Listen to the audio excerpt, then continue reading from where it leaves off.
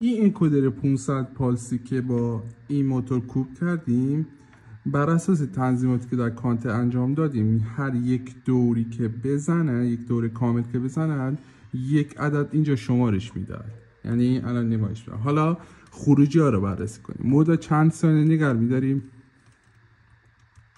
این مود F یعنی اینکه شمارش را ادامه میدهد ولی خروجی ثابت میماند تا زمانی که سیگنال ریست انجام شود. نگاه کن، هر یک دور این به ادامه داره میده تا زمانی که ریست شود و دوباره ادامه و دوباره خروجی N یعنی اینکه شمارش را متوقف میکنن، خروجی هم ثابت میماند تا زمانی که سیگنال ریست به کانتر داده شود. چجوریه؟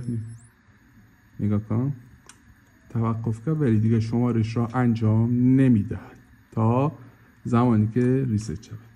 این چه کاربردی داره؟ مثلا یک تاق پارچه 500 متری داریم، میخوایم اینا به 5 تا 100 متر تقسیم بندی کنیم.